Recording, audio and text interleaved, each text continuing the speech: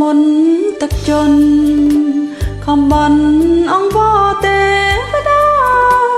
តែសែងអង្គនេះចាទេវតាលោកមិនស្រណងទឹកធំលេចស្រើអង្គហើយគ្មានមួយក្រំសងឆ្នាំនេះក៏ស្វិតអង្គតើទ្រាំរងតាមរបៀបណា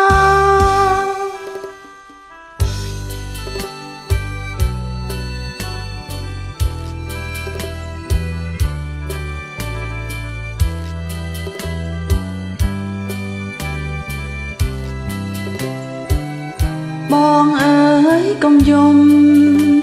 អូនសូមអង្គវមៀងស្នេហ៍ធ្វើមិនដាច់យ៉ាងជាអ្នកស្រ័យវេទនាមិនស្លាប់ទេណា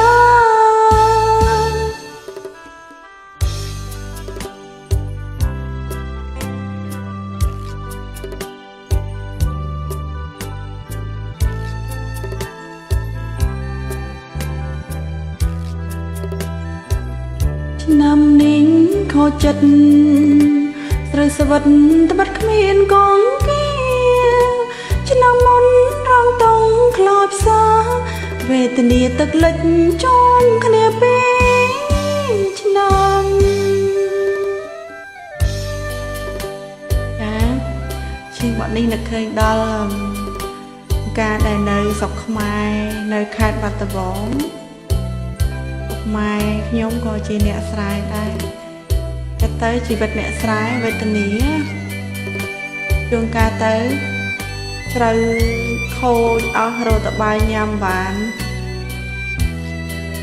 តែមានតែខំប្រឹងប្រែងបន្តទៀតទេ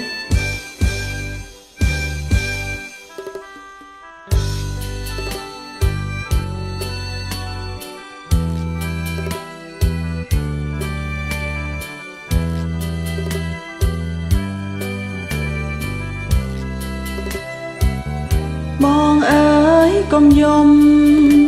អូនសូមអង្គវមៀងស្នេហ៍ធ្វើមិនដាច់យើងជាអ្នកស្រ័យវេទនាមិនស្លាប់ទេណា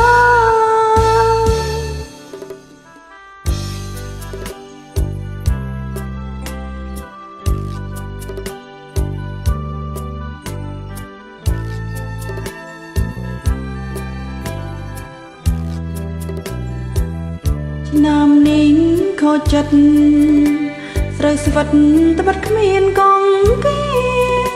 ឆ្នាំមុនរងតង់ខ្លោចផ្សា